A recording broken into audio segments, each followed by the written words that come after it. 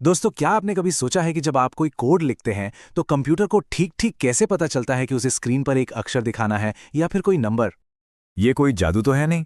इसके पीछे एक बहुत ही स्मार्ट सिस्टम काम करता है। तो सवाल ये है कि आखिर ये होता कैसे? कंप्यूटर ये फर्क समझता कैसे?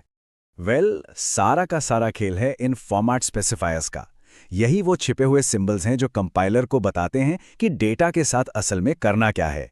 और आज हम एआई डिजिटल गुरु पर सी प्रोग्रामिंग के इन्हीं हिडन सिंबल्स %C, %D और %F की पूरी जानकारी लेंगे, वो भी बढ़िया ग्राफिक्स के साथ। आगे बढ़ने से पहले एआई डिजिटल गुरु में आपका बहुत बहुत स्वागत है। हमें सच में बहुत खुशी है कि आप हमारे साथ कुछ नया सीखने के लिए यहाँ हैं। और दोस्तों, एक और शानदार खबर, हमारी वेबसाइट adigitalguru.in अब लाइव हो चुकी है। वहां जाके आप प्रीमियम कोडिंग रिसोर्सेज और बॉट डिप्लॉयमेंट सर्विसेज जैसी चीजों का फायदा उठा सकते हैं। एक बार जरूर चेक करिएगा। तो चलिए अब सीधे मुद्दे पर आते हैं। ये फॉर्मेट स्पेसिफायर्स असल में हैं क्या? इन्हें आप कंपाइलर के लिए सीक्रेट कोड या इंस्ट्रक्शन समझ सकते हैं। ये उसे बताते हैं कि जो वैल्यू दी गई है वो किस टाइप की है। क्या वो एक अक्षर है, एक पूरा नंबर है या फिर दशमलव वाला नंबर है? सबसे पहले बात करते हैं %C की।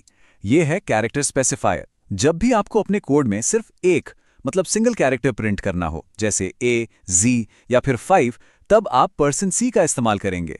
याद रखिए, इसका काम सिर्फ और सिर्फ एक कैरेक्टर को हैंडल करना है। अब देखिए, ये जो स्क्रीन पर है ना, ये बहुत बहुत जरूरी है। कैरेक्टर और स्ट्रिंग में एक बड़ा फर्क होता है। एक कैरेक्टर जैसे Z हमेशा सिंगल कोट्स के अंदर लिखा जाता है। वहीं जब एक से ज्यादा कैरेक्टर एक साथ हों, जैसे हेलो, तो वो एक स्ट्रिंग बन जाता है और उसे हमेशा डबल कोट्स में लिखते हैं। ये छोटा सा नियम बड़े काम का है। चलिए अब अगले स्पेसिफायर पर चलते हैं, जो है %D। ये है इंटीजर स्पेसिफायर।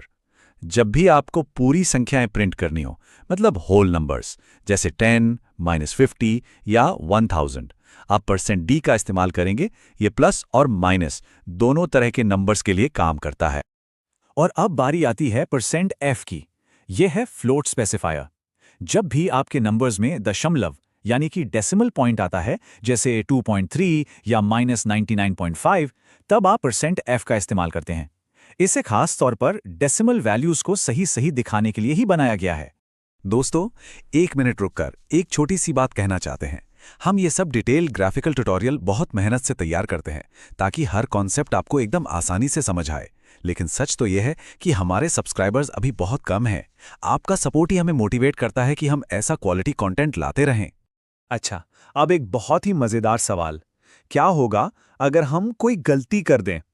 मतलब मान लीजिए कि डेटा टाइप कुछ और है और हमने स्पेसिफायर कोई और इस्तेमाल कर लिया, तो क्या होगा?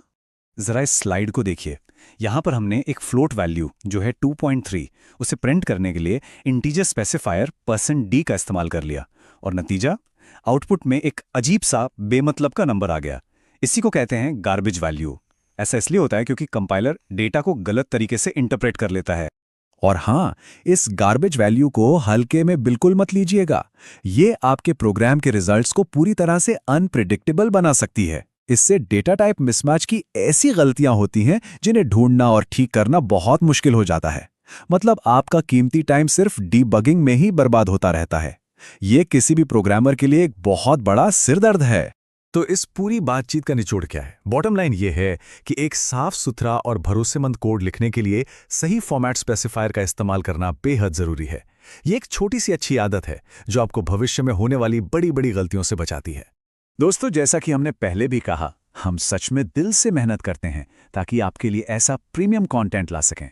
लेकिन जब हम देखते हैं कि सब्सक्राइबर्स की संख्या अभी भी काफी कम है, तो थोड़ी निराशा होती है। आपका सपोर्ट ही हमारी असली ताकत है। हमें आपके सपोर्ट की बहुत ज्यादा जरूरत है ताकि हम ऐसे ही क्वालिटी वीडियो बनाना जारी रख सकें। अगर आपको ये जानकारी अच्छी लगी, अगर आपने कुछ नया सीखा, तो प्लीज अभी एआई डिजिटल गुरु को सब्सक्राइब करें, इस वीडियो को लाइक करें और इसे अपने दोस्तों के साथ भी शेयर करें। आपका एक एक लाइक, सब्सक्राइब और शेयर हमारे लिए बहुत मायने रखता है। देखने के लिए आपका बहुत बहुत धन्यवाद। हम उम्मीद करते हैं कि ये ट्यूटोरियल आपके काम आया होगा। मिलते हैं आपसे indiadigitalguru.in पर